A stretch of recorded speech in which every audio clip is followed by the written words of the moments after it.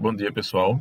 Aqui a gente vai falar um pouco sobre o armazenamento dos sinais de áudio. A gente já teve uma aula sobre som, com a explicação dos fenômenos sonoros do ponto de vista mais físico. A gente viu um pouquinho sobre acústica e sobre psicoacústica, e agora a gente vai ver como é que isso é efetivamente armazenado como um sinal. Então, essa parte aqui está num slide, num PowerPoint chamado Armazenamento de Sinais de Áudio. E está, inclusive, posterior ao próximo PPT que eu vou mostrar os dois aqui nesse vídeo. E esse aqui, em particular, eu não vou me ater muito, porque fala dos dispositivos de gravação e de armazenamento.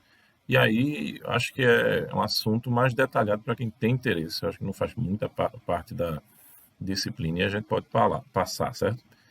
Então, eu vou passar um pouco direto sobre o que é gravação e armazenamento. Eu acho que todo mundo sabe o que é isso. E vai falar de um monte de coisas, sabe, sobre fitas, as fitas magnéticas, como é que funcionava, desse ciclo. Eu acho que isso aqui não faz muito sentido a gente ver na disciplina. Mas para quem tiver interesse, é interessante, certo? Então, como é que tinha uma cabeça de gravação, uma de reprodução, como é que fazia para transformar essa informação a informação magnética, né? Como é que se transformava na informação sonora e tal. Como é que a gente tinha essas fitas, eram lidas, que velocidade e tudo mais. E aí já tinha alguns mecanismos, inclusive, interessantes, por exemplo, a redução de ruído. Na época de fita, uma coisa interessante da gente ver é que as fitas, na hora que você reproduzia, ela emitia ruído. Isso era inerente da fita. E aí isso era algo muito complexo. Mas, curiosamente, isso era algo que protegeu um pouco a indústria musical. Por quê? Quando a gente tinha, originalmente, os LPs, né, que eram discos, a música era gravada num disco de vinil, e os sulcos desse disco, a agulha, quando passava, isso representava basicamente a vibração sonora. E a gente tem esse equivalente nas fitas. A vantagem da fita é que a gente podia fazer a gravação dessa informação magnética da mesma forma que a gente conseguia ler. Num disco a gente não podia fazer isso, porque o disco é uma coisa realmente, era um movimento cinético, né? Era um dispositivo físico concreto, né? Que conseguia fazer com que era o próprio formato dele que representava o som. Não era porque tinha algum componente magnetizado ali dentro. E aí, num disco de vinil é muito difícil gravar ele só se você tivesse uma outra prensa. Já as fitas não, elas permitiam que a gente também gravasse, assim como DVD e CD permitiram também. A questão é que a fita, como ela, na hora de reproduzir, na hora de gravar também, ela adicionava um certo ruído, isso terminou protegendo a indústria musical, porque se a gente gravasse uma fita, você já escutava com certo ruído. Se gravasse a gravação da fita, ou seja, botasse a fita para tocar e gravasse essa execução, a gente já tinha mais ruído. E à medida que você ia fazendo a cópia da cópia da cópia, o nível de ruído ia aumentando tanto que ficava completamente inviável. Na verdade, a cópia da cópia já era péssima e ninguém conseguia ouvir aquilo. Então, isso no fim das contas protegeu a indústria, né? Porque não conseguia viralizar, alguém não conseguia fazer com que uma pessoa fizesse uma cópia e essa cópia já se difundisse para todo mundo.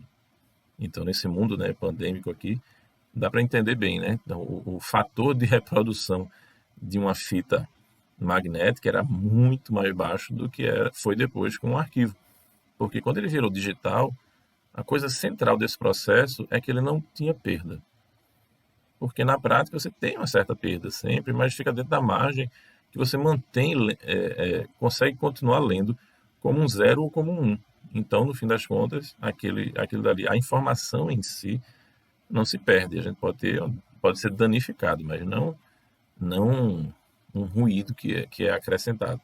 Então, a gente pode copiar a cópia da cópia da cópia da cópia da cópia da cópia sem ter perda. E isso realmente é o que explodiu o número de cópias, né? E isso foi o que destruiu ou transformou, pelo menos, a indústria, não só da música, mas também dos vídeos depois e tal. Enfim. Mas aqui a gente fala um pouco desses sistemas de fita, o sistema de vinil. Então, veja que o vinil tem esses sulcos aqui. Quando a agulhazinha passava por ele, é que a gente conseguia ter uma certa codificação ali dentro. E para gravar precisava dessas mega máquinas aí que tinha uma prensa. Ele ficava ainda um pouco mais maleável, você prensava e depois ele enrijecia.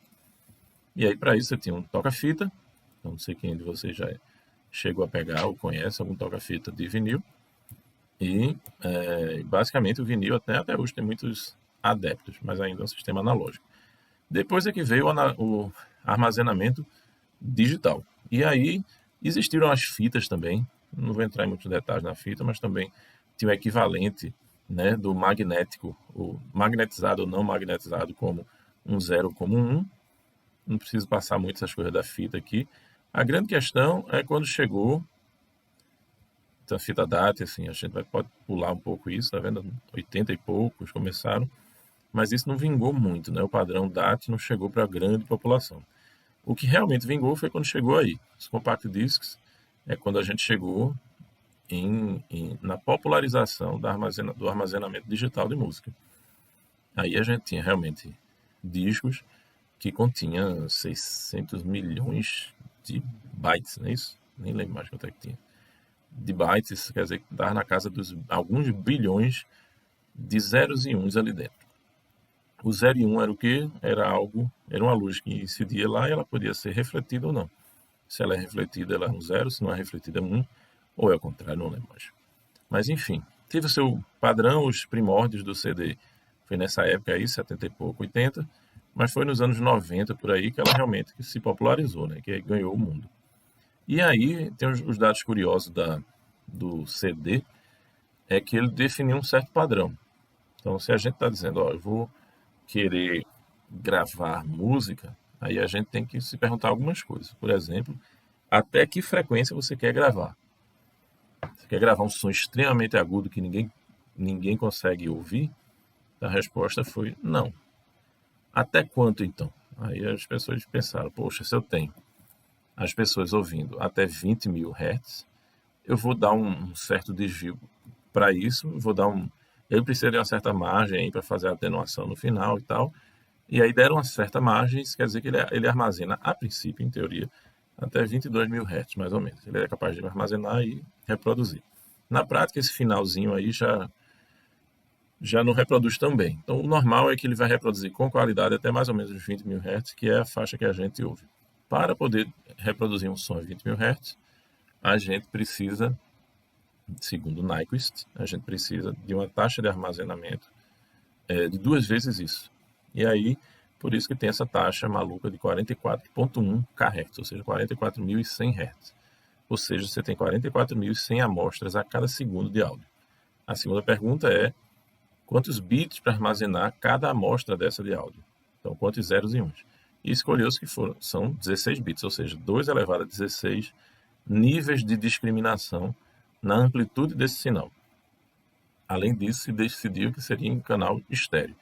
E considerou-se que isso era um nível de qualidade perfeitamente bom para a gente ouvir qualquer tipo de música. E esse é o padrão de qualidade de CD que é usado até hoje. Então, quando a gente ouve Spotify, a gente está ouvindo basicamente nesse padrão de qualidade.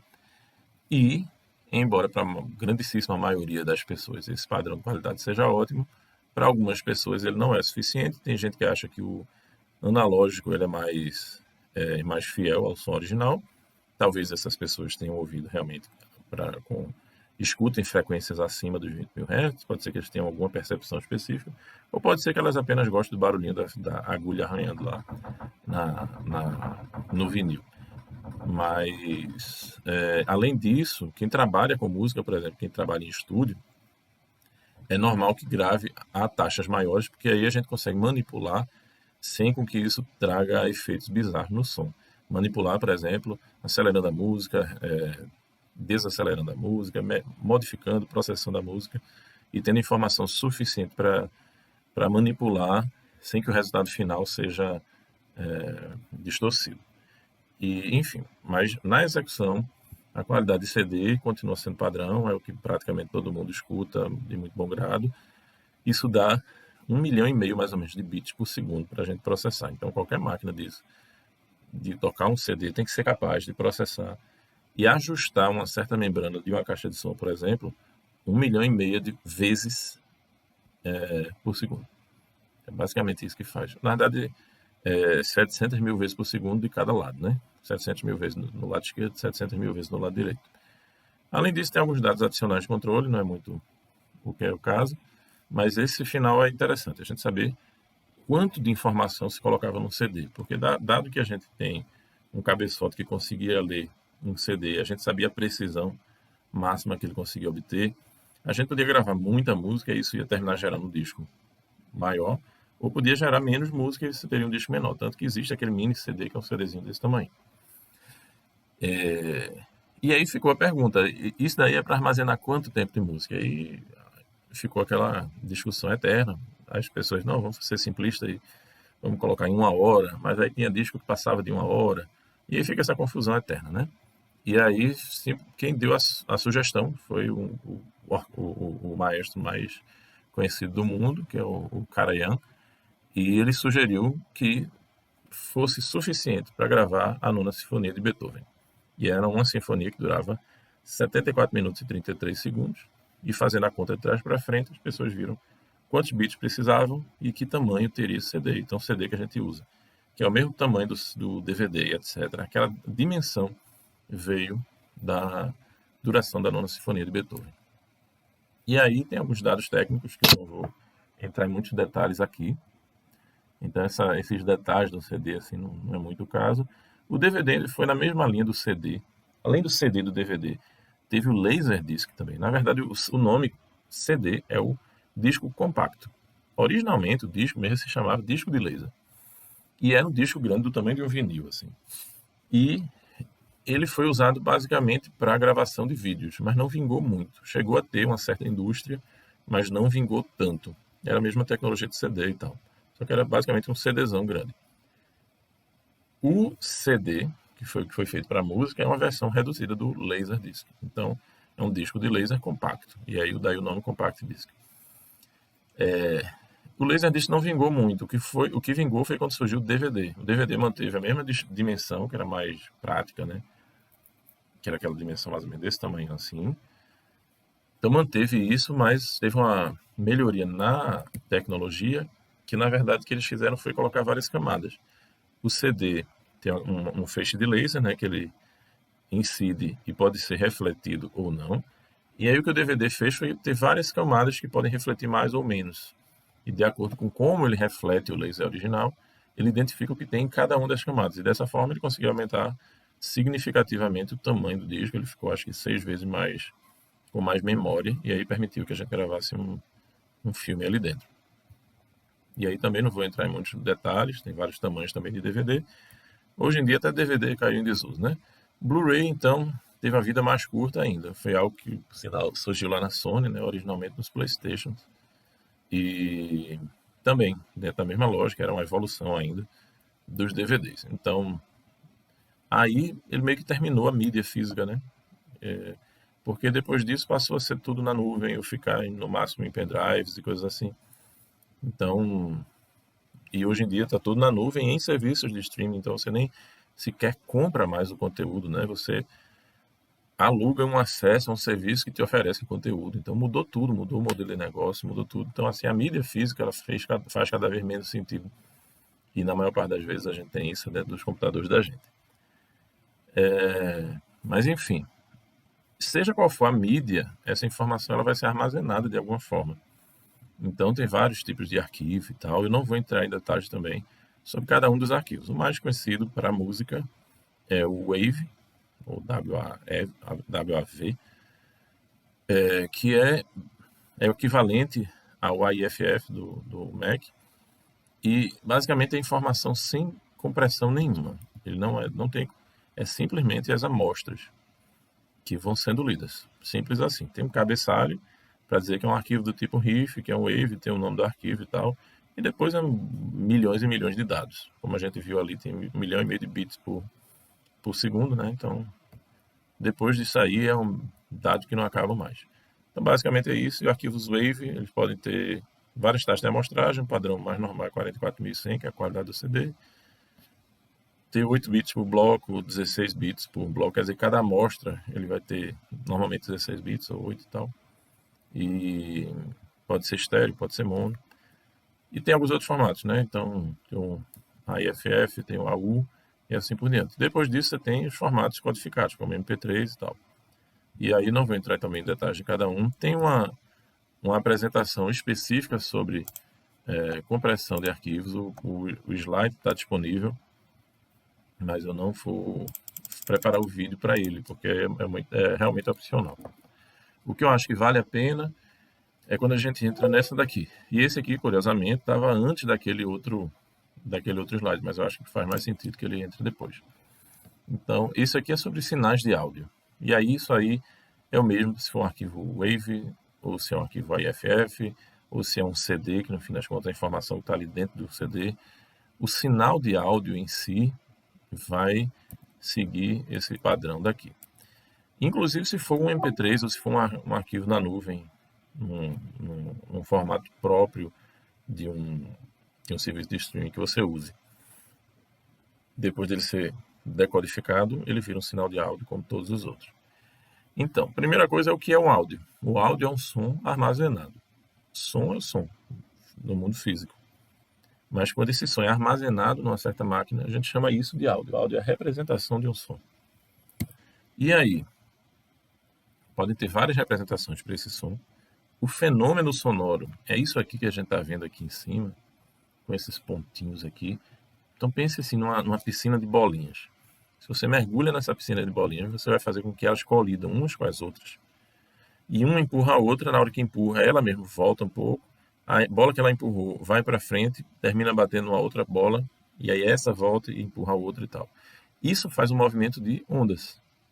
Essas são as ondas sonoras. As ondas sonoras são as partículas do ar que vão tendo um processo como se fosse uma piscina de bolinhas na hora que você mergulha nela. E alguma hora ela chega no nosso ouvido. Quando chega no nosso ouvido, a nossa membrana, a cóclea lá, como a gente viu na outra aula, essa membrana vibra e a gente interpreta essa vibração como som. Agora, se a gente for tentar representar esse fenômeno que é muito complexo e acontece no mundo tridimensional, a gente termina reproduzindo como é que isso ocorre na chegada até nosso aparelho que capta, que é o nosso ouvido. E aí a gente escuta dessa forma, sendo captado pelo nosso ouvido.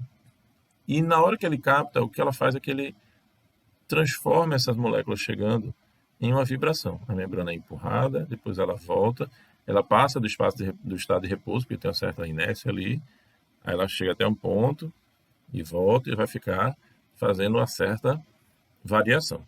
Essa variação da membrana, que pode ser a membrana que está no nosso ouvido, uma membrana que está nesse microfone, na prática isso é uma onda sonora. E se a gente colocar essa vibração num eixo vertical aqui, e eu fizer isso variar ao longo do tempo e representar essa variação num eixo bidimensional, eu tenho essa representação da onda sonora, seja mecânica ou seja analógica.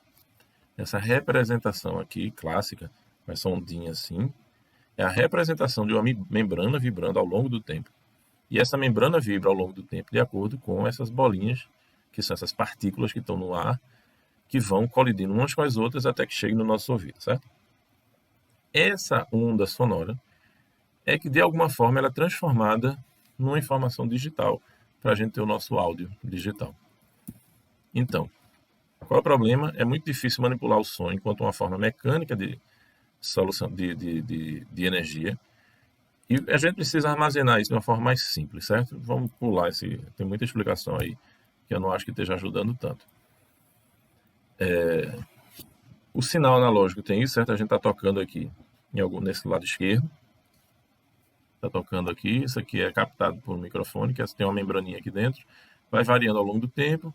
Normalmente isso aqui vai para um dispositivo de mixagem e isso aqui de alguma forma é gravado. Normalmente a gente já está com isso aqui tudo dentro de um computador, certo? Mas o que é importante é que a gente tem alguém que capta a informação, tem gente que processa essa informação, às vezes antes de chegar na gente, e a gente tem alguém que armazena essa informação. Depois disso a gente faz o processo inverso de execução disso e isso é reproduzido, por exemplo, em uma caixa de som, no alto-falante. Aí a questão é como é que a gente traduz essa membrana vibrando num conjunto, por exemplo, de zeros e uns de um som digital. E aí para isso que existem esses transdutores. O transdutor vai transformar de uma forma de energia para outra forma de energia. Então no começo aqui a gente está falando do sinal elétrico mesmo. Então tem um diafragma, uma bobina e tal, que vai fazer que a gente transforme aquela informação numa informação elétrica. Mas não é isso ainda que a gente tá importante para a gente, porque o que é puramente elétrico não faz parte de computação musical, certo? O que faz sentido é quando entra no áudio digital. Isso quer dizer que esse áudio digital vai ter um conversor analógico digital, de alguma forma. O som, de alguma forma, vai ter um conversor. No meu caso aqui, eu estou usando um microfone USB. Então, no próprio microfone, ele já faz essa conversão e já manda via USB para esse computador. Eu posso fazer isso dentro de uma placa, de uma interface de áudio, por exemplo. Aí eu vou pegar o meu microfone analógico, vou pegar o meu instrumento analógico, plugo nessa mesa, ela vai fazer essa conversão e mandar já convertida para esse computador. Nessa conversão, o que é importante? É que a gente tem um processo de amostragem. O que é amostragem? É a gente tirar várias fotos desse sinal. Então, se isso é uma membrana variando, a gente diz, no instante zero, a membrana está em que posição? Aí, o sistema, no caso um microfone desse, ou uma interface e tal, vai identificar que ela está na posição X. Na verdade, não é nem a posição, né? Ela vira um sinal elétrico e a gente capta o sinal elétrico. Mas vamos simplificar imaginando que é simplesmente a posição da membrana. Está na posição X. Aí ela anda mais um pouquinho do tempo, pergunta de novo, e agora está em que posição? Ela nos dá a nova posição e nos dá a nova posição. E a cada X milionésimo de segundo, a gente tem uma certa posição dessa membrana. Isso nos dá a famosa onda sonora, que não é mais contínua, ela é amostrada. Então não é mais um sinal contínuo, como a gente tem, por exemplo, no disco de vinil, mas ela passou por um processo de amostragem, tirando fotos periódicas. Então cada uma dessas barrinhas é uma amostra, e o intervalo entre duas amostras é esse período de amostragem. Se a gente disser quantas amostras tem por segundo, a gente vai ter a taxa de amostragem. Isso termina transformando cada amostra dessa numa informação digital, com um conjunto de uma quantidade de bits específica. Então, nesse caso, por exemplo, a gente está usando 3 bits. Então, aí, nesses 3 bits, a gente está dizendo, ó, tem uma onda com sinal 001, depois 010, depois 011, depois 100, e assim por diante. Então, isso foi o que foi decodificado para a gente. E aí, isso vira um certo sinal que a gente pode armazenar onde quiser. Na hora que virou zeros e uns, e a gente armazena do jeito que a gente quiser. E aí, a taxa de amostragem, como eu falei, é o número de amostras que a gente tem por segundo, que é exatamente o inverso do período. No caso oposto, a conversão digital analógica, a gente pega esse conjunto de bits e vai montando essa curva e termina suavizando a curva, que aí quem executa isso termina suavizando a curva no fim das contas. E esse é esse processo, certo? Que a gente chama de amostragem. E aí, algumas perguntas, né? Então, com tal taxa de amostragem e as conversões analógicas digitais, elas seriam perfeitas, porém isso custa caro para armazenar, certo? Então, se a gente tiver uma taxa de amostragem muito alta, é isso que ele está querendo dizer aí, se tiver uma taxa de amostragem muito alta, a gente poderia reproduzir esse sinal perfeitamente, mas isso custa muito caro. E aí a pergunta é, até onde dá para diminuir a taxa de amostragem? E aí tem o conceito de Nyquist, que diz que a gente, para conseguir reproduzir um som, a gente precisa pelo menos de 2 frequências para conseguir reconstruir essa senoide, esse símbolo, esse formato de curva que vocês estão vendo aí vermelho. A gente precisa pelo menos ter 2 pontos que representam basicamente o alto aqui e a parte mais baixa. E não vou entrar no critério muito de aliasing aqui dessas frequências, mas o que é importante a gente ver é isso aqui. Cadê? Isso aqui. Então, digamos que isso aqui é a nossa taxa de amostragem, está aqui no gráfico B. Então, a cada tempo a gente tira essa foto. Aqui está a curva original. E aí, cada foto dessa gera essa bolinha verde. Aí a gente vê que nesse caso dessa taxa de amostragem, a gente consegue reproduzir a frequência exatamente do jeito que estava no início. Dependendo dessa taxa de amostragem que a gente pegue e da frequência original, a gente consegue ou não reproduzir. Então veja que nesse caso que eu tenho a frequência igual a 2 vezes a frequência do som, ou seja, um som a 500 Hz, um ciclo de 500 Hz, eu preciso de 2 amostras para cada ciclo. Aí vocês veem que eu consigo ainda reproduzir a onda mais ou menos como ela era originalmente. Mas, se eu tiver uma frequência muito alta, por exemplo, a frequência de 1100 Hz, e eu tenho uma taxa de amostragem de 1000 Hz, olha o que acontece. A gente tem uma onda muito frequente, e essa taxa de amostragem aqui, e ele termina pegando esses pontinhos verdes. Curiosamente, esses pontinhos verdes vão resultar numa curva completamente diferente da original.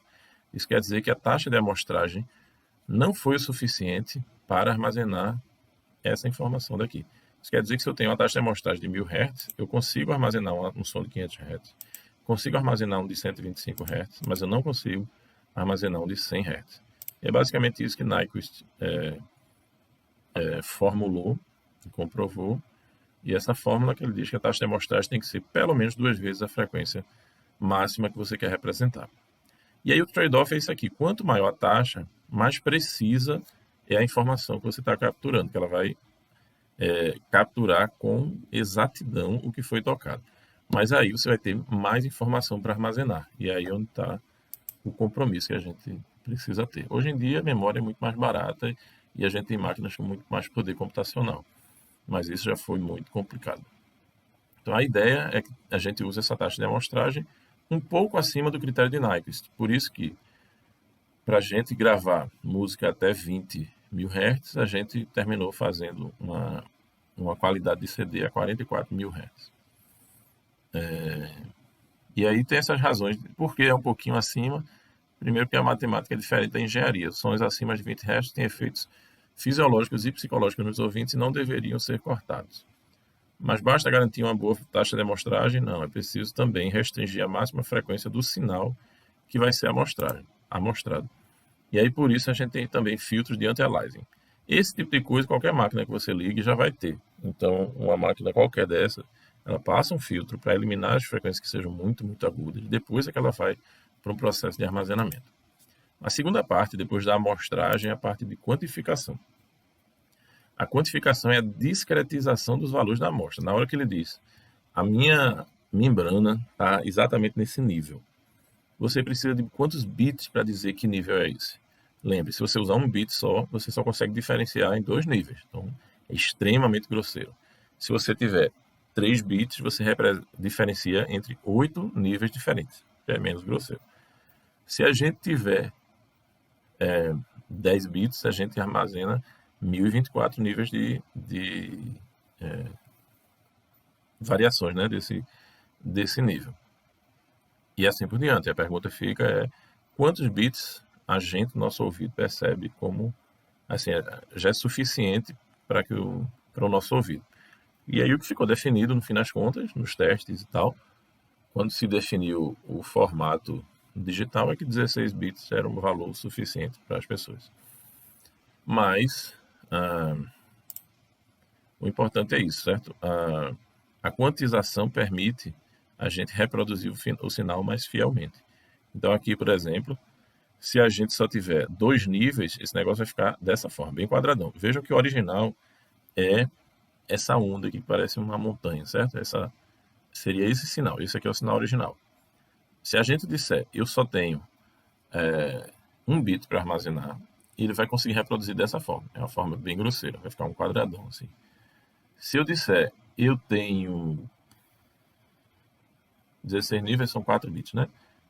Se eu tiver aqui, eu tenho 16 níveis, ou seja, se eu usar 4 bits, eu já consigo reproduzir de uma forma bem mais fiel. E basicamente essa é a nossa pergunta, o quão fiel a gente quer reproduzir essa onda. E aí isso aqui tem os erros de quantificação. Veja que aqui embaixo é um gráfico só com a quantidade de erros. Então a gente pode dizer qual é o erro que nos interessa e com isso definir qual é a quantidade de bits que a gente quer. Então a gente pode fazer várias contas para isso.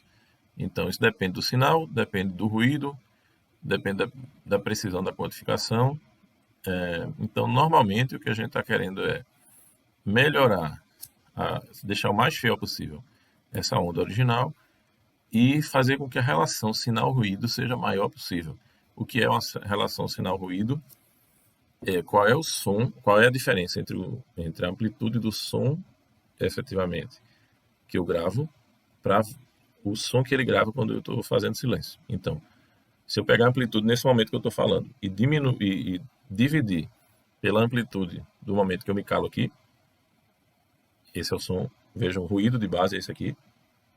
Veja que ainda existe algum ruído. E é essa relação entre o sinal e o ruído a gente quer que seja o máximo possível.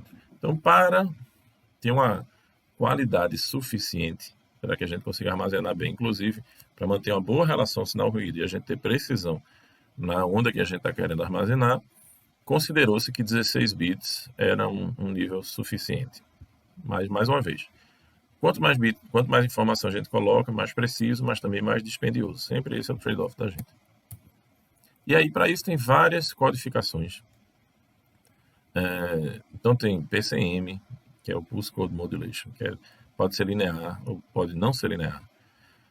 Os sinais analógicos, a gente pode fazer uma modulação de onda, uma modulação de frequência. Isso eu não vou entrar nesse tipo de detalhe, porque na prática a gente termina não usando. Isso é uma informação que é muito interessante. Está no PPT, para vocês olharem. Mas na prática a gente raramente vai entrar nesse nível de detalhe. Então acho que é uma informação que não precisa estar na disciplina. O principal é esse aqui, que a gente entra num sistema de vantagens de um áudio digital. Uma questão central foi aquela que eu disse, né? Assim, a gente consegue no áudio digital não ter perda. A gente copia isso e aí é um processo sempre sem perda. Por quê? O que a gente está copiando na prática é a codificação binária. A gente não está copiando a mídia em si. E a gente copia, inclusive, de um formato para outro completamente diferente, desde que mantenha a mesma codificação binária. E aí isso é uma coisa extremamente essencial. Então, isso trouxe todas as diferenças do áudio digital e permitiu que a gente tivesse músicas sendo tocadas de forma muito mais limpas do que eram tocadas originalmente.